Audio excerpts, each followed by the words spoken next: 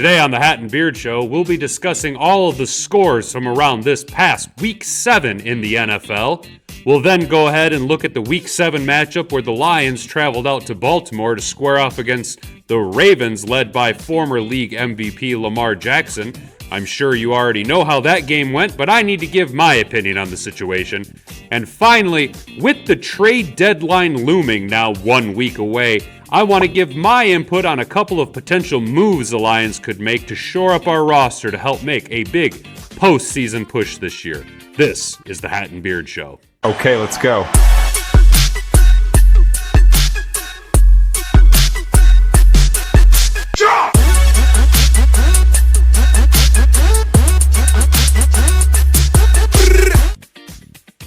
Hey there, bud, and welcome back to the Hat and Beard Show. In case you didn't know, I'm your host, Hat and Beard, where my pronouns are savage and I identify as sexy. With me, as always, is my co-host, stiff to my left, Pick'ems extraordinaire, B-Rad. He'll be holding down the fort with me this week, all week long, while we dissect the NFL Week 7. Guys, it was a tough weekend, especially if you're a Lions fan. It was a very embarrassing situation what happened out in Baltimore.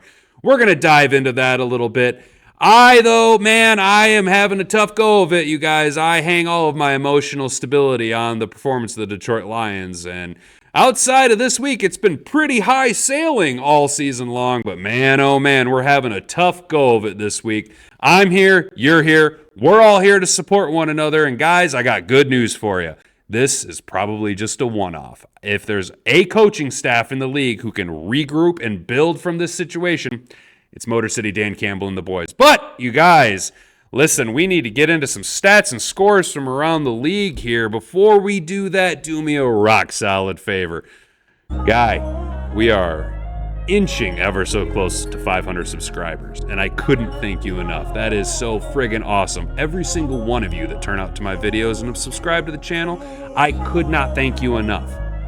But I do need a little bit of help here. Just like Bernie Sanders, I again am coming to you for more help. I need you to do me a rock solid favor. If you're new here, go ahead and subscribe to the channel and make sure that you turn on notifications by ringing that little bell so that you never miss out on any future uploads from the Hat and Beard Show, as well as give me some feedback and like the video if you enjoy this type of content that we provide. Comment down below if you're new here. I love engaging with the community. Now that that's out of the way, folks, let's go around the league with Hat and Beard. Let's talk about buttered sausage. Talk about buttered sausage, where it comes from, what it does. Why is it doing what it's doing? Get it out of my face. What about buttered sausage? All right, guys, let's hit this real quick. Thursday night, the Jags over the Saints, 31-24. Sunday, the Falcons over the Buccaneers, 16-13. The Bears over the Raiders, 30-12, led by Tyson Bagent. The Colts end up losing a 1-point slippery game, 38-39 to the Browns. The Commanders lose to the worthless Giants, 14-7. We know the score of the Baltimore-Detroit game, 38-6. The Bills end up letting one slip through their grips in Foxborough. The Patriots going to win 29-15. Seattle beats the Arizona Cardinals 20-10. The Steelers somehow go out to LA and steal one from Matt Stafford and his big goofy white teeth, 24-17. Chiefs beat up on the Chargers, 31-17. The Broncos going to go ahead and surprise the world and beat the Packers, 19-17. Gotta love it when Green Bay loses. The Eagles beat up on the Dolphins, 31-17 in the Sunday night game. And then Minnesota go ahead and doing all of the NFC a favor by handing the 49ers their second consecutive loss on Monday night, 22-17. This has been Around the League with Hat and Beard. Alrighty-dighty, that was fast and quick, you guys. Now it's time to talk about the Lions' Week 7 game against Baltimore. Guys, that was embarrassing. Let's be honest, it was an embarrassing performance. It was tough to watch. However, I'm going to tell you something my old football coach told me when we finally lost after our undefeated season my senior year. Gentlemen, sometimes the wheels just fall off. And that's exactly what happened. Any given Sunday can happen, especially when you're playing against Lamar Jackson and the Baltimore Ravens. I got a question for you. Go ahead and comment down below. I'll give you a second. After Tom Brady's retirement, how many active former MVPs are there in the league? Did you figure it out? Go ahead and comment down below. The answer is 3. Lamar Jackson, Aaron Rodgers, Patrick Mahomes. And Lamar Jackson looked every bit a former league MVP. This is a new Lamar Jackson, and he almost single-handedly beat us. Their defense was ferocious, but Lamar Jackson looked like a completely new quarterback than what we are used to seeing. Lamar Jackson used to draw a lot of comps to athleticism, a lot of, should he play running back? Is he a wide receiver? Is he actually a quarterback? Lamar Jackson over the past few years has really evolved into a very dynamic dual-threat quarterback who has transitioned his game slightly away from being more mobile and utilizing his legs merely to extend plays to make the downfield pass. We've seen it time and time again. Sunday against the Lions. There are a couple of issues that I have with this situation. 1, Lamar was able to run all over us. 2, our defensive backs were not able to cover for an extended period of time. 3, although Hutch came close, Batman needs a Robin to help him close out that sack game. Look, guys, Lamar Jackson's slippery, he's slick, he's athletic. We've seen it multiple times where the pocket started to collapse. He would take 1 or 2 steps to his forward, right, or left to extend the play, slip out of a potential tackle, and then his wide receivers, utilizing their athleticism and speed over our more physical defensive backs, were able to extend plays to come back to the wide receiver to bail him out. Young wide receivers playing the game, this is exactly the type of situation you want to do. This is the type of plays you want to make when you see your quarterback in trouble. Run back to the ball and bail your quarterback out by making a play. Defensively, how did our team look? Our team looked slow. Our team looked out of place. There's a couple of things that I noticed right from the very jump. 1, our defense needs a rest. We have been playing far too, I don't want to say aggressively, but with you play at the level that the Lions defense has been playing at with their hair on fire every single game, some days that's going to catch up to you. Thankfully, we have a little bit of reprieve coming up over the next couple weeks. We get an extra day off with the Raiders on Monday, and then we transition into the bye week, which will be a much-needed relief because we are limping into the bye week. We had no rush, no pass rush. We couldn't stop the run. We were missing tackles all over the field. Our defensive backs, and this is something that I was guilty of, I thought our defensive backs might have matched up well against the Baltimore wide receivers. However, you're seeing a mild transition in the NFL. It happens every few years, okay? If you follow the trends of the league, recently we have been in a big wide receiver trend, okay? Big 6-foot-plus wide receivers. Look at your DK Metcalfs, your Justin Jeffersons. You know, your big physical-bodied wide receivers who can go up and snatch the ball out of triple coverage, i.e. Calvin Johnson did it for years. So to counteract that, defenses need to have more bigger physical wide receivers who can match up, defensive backs who can match up against bigger physical wide receivers. Look at your Cameron Sutton, easily 6'1", probably runs a mid 4'4", probably 4'5", 40, not necessarily your fastest wide receiver or corner in the league, but when you match him up against a Mike Evans or a DK Metcalf or a Drake London per se, you end up being able to lock those guys down because they're not as, although fast, they're not as necessarily quick as, say, a Zay Flowers or an OBJ. So when the league begins to transition to bigger defensive backs, you counteract that with smaller, speedier wide receivers, i.e. Zay Flowers and OBJ. And the Ravens did exactly that. There was one situation where I can say that had Jerry Jacobs been on the field, we probably wouldn't have been taken advantage of as bad. However, the difference between Jerry Jacobs and Will Harris isn't necessarily that great. Yes, Jerry Jacobs going into this game, although he missed it, was leading the league in interceptions.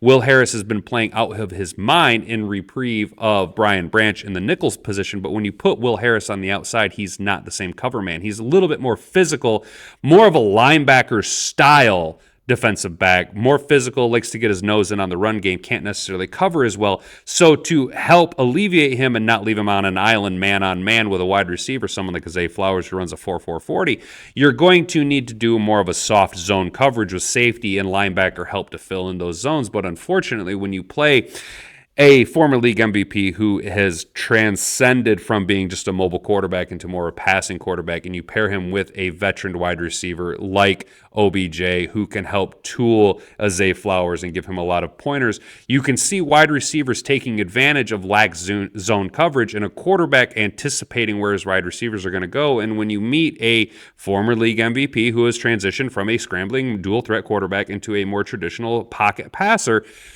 Lamar Jackson's going to throw with anticipation into those zones, especially with the chemistry that he's developed in such a short time as Zay Flowers and OBJ. We've seen it time and time again, all game long. Our zone coverage was being picked apart, and unfortunately, our pass rush could not get home. So when the pass rush can't get home, your corners are left out in the zone for an extended period of time. We've already covered that. The missed tackles is something that really bothered me, you guys. This game defensively looked just like the Carolina game from last year, and I don't want to just completely draw a lot of comparisons, but it was from beginning to end, our defense couldn't stop anything. They couldn't get out of their own way. Lamar beat us single-handedly. Not single-handedly, but damn near single-handedly. Lamar Jackson came out and did exactly what I was worried that he was going to do, and that is be the athletic, dominant player that he can be. Ideally, this is a one-off defensively. I do like to think that Aaron Glenn and company will retool our defense. Maybe take this tape out and burn it like he did many years ago. This is a wash-off game. Remember it, grow from it, forget about it. We need to worry about the Raiders. Offensively, it was a crap show from the start, you guys. It was just absolute embarrassment. At one point, the Ravens had almost 300 yards of offense to our 9. When you go 3 and out. Look, I'm going to be honest, you guys. The Ravens beat us at exactly our own game, okay? They ran a gritty, grinded out ball control offense that kept our high-octane offense off the field, especially when we couldn't convert on third downs. We were going 3 and out, 3 and out, 3 and out. And then you give the ball to Lamar Jackson, who knows what he's doing, who can command an offense and burn time off the clock. They were taking these long, methodical drives to get down the field. And our offense is not designed for that, at least not yet or right now. Our offense is designed to grind it out and let our defense stop teams. But when our defense can't stop teams and our offense is put into a track meet situation, although with Jameson Williams, you do think that we do have the downfield threat to blow the top off the defense and make a splash play to try and come back in a rather aggressive form. Our offense is more a grinded out type team. When you look at the impact that David Montgomery's absence has had on the team. Offensively, I'm not saying Jahmyr Gibbs wasn't good, but he's not the grinded out bruising running back. He's more of a tiny dancer, and I'll hold him close. I'll hold him closer, my little tiny dancer, all season long, but I need a bruiser to go along with it. It is how our offense is engineered. When Dan Campbell first came to town, he brought in Jamal Williams, who is a traditional power bruising running back, not necessarily a three down back, but a guy who can grind it out and get you the gritty yards and get you over the goal line. David Montgomery, although more athletic than Jamal Williams, is similar in his run style. Aggressive, bruising, really beat you up on his end and deliver a blow instead of taking a blow. Unfortunately, when you have that type of play style, you end up, unless you're Derrick Henry, you end up with a lot of injuries. And we're seeing that start to take wear and tear on David Montgomery as he's now missed his second game in this relatively short season. And unfortunately, when David Montgomery misses games, our offense tends to go the same way that he goes. No Monty, no offense. Our offensive line looked terrible. I'm going to be real. I'm getting really tired of Penei Sewell getting called with holding calls.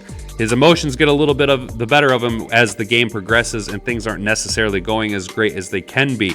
Our interior offensive line, although we got Big Hal back, we swung Graham Glasgow from the right side over the left side to fill in place of Jonah Jackson, and that seemed to not work out in our favor. Although Graham Glasgow, Big Hal, and Frank Ragnow are good interior offensive linemen, the Ravens wanted it more. The Ravens came out with their hair on fire. Their defense, since trading for Roquan Williams at the trade deadline Roquan Smith last year, the Ravens have had the number one defense in the NFL. They have a staunch interior defense, and they build it from the middle out. They got strong defensive tackles and a very, very talented, probably top 4 or 5 Mike backer in Roquan Smith, and then you add Kyle Hamilton at the safety. The middle of their defense is an absolute buzzsaw to try and get through.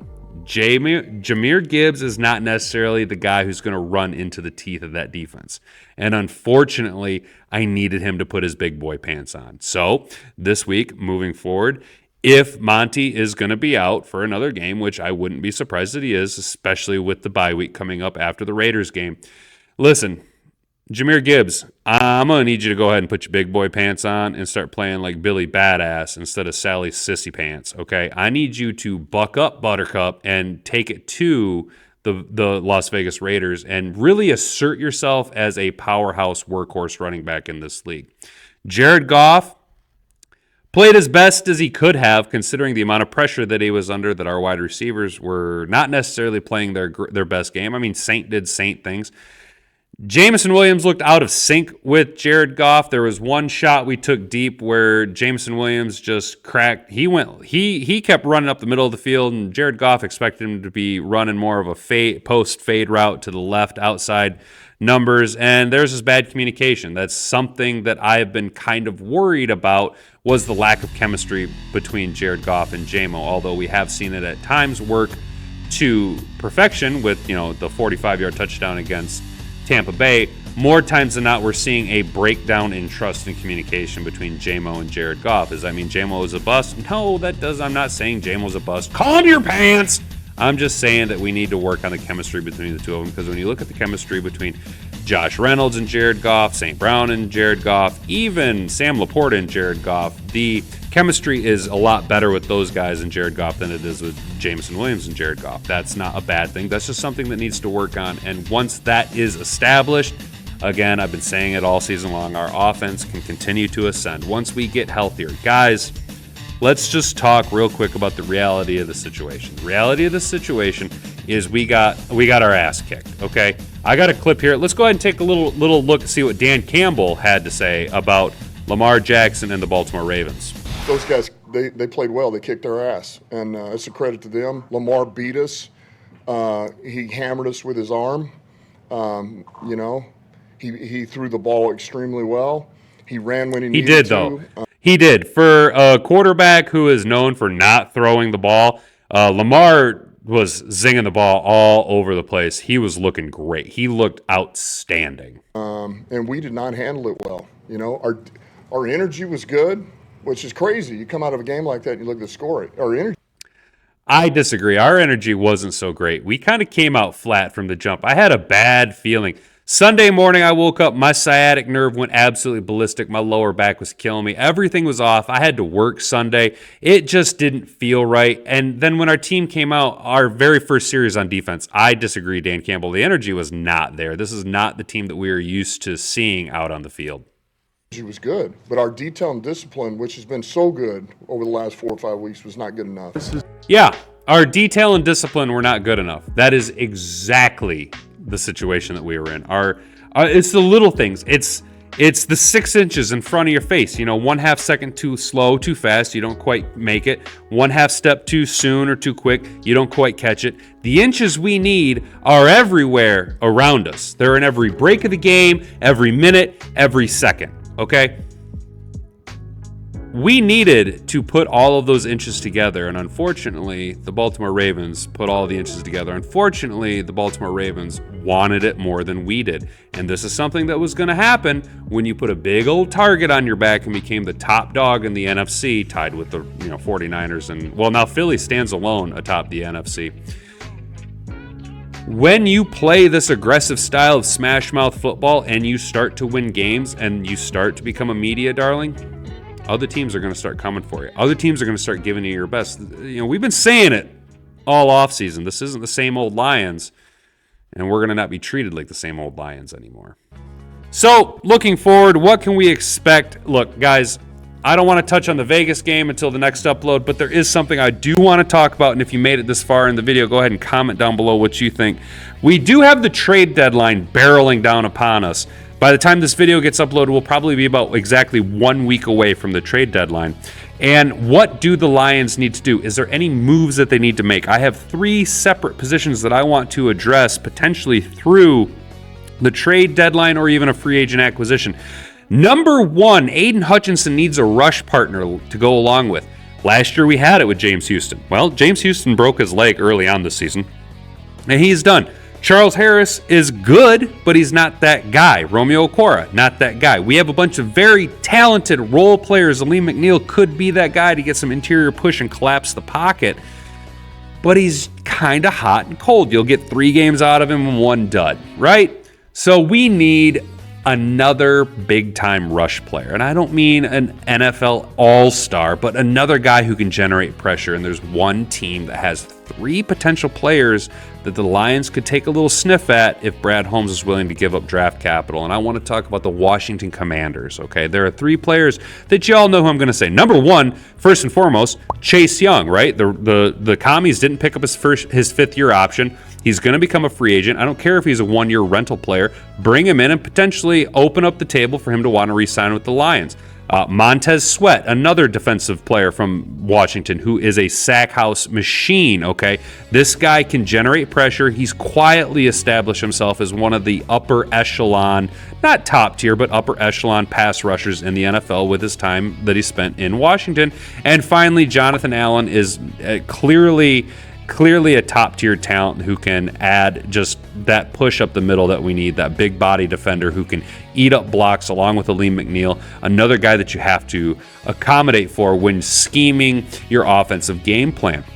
Are these possible? I don't know, because I don't know what they want, and I sure as hell am not willing to give up a first-round pick unless I get one in return. And when you're looking at Washington, that's probably not going to be that great of a pick. Any one of those 3 guys I would love to see as an acquisition into our front 7. I would also maybe like to see, if you're not going to bolster your pass rush, you need to add a little bit of depth in the secondary. Our secondary has been holding it together over the past few weeks, but with the loss of CJ early on, Brian Branch came back, didn't necessarily make a lot of splash plays.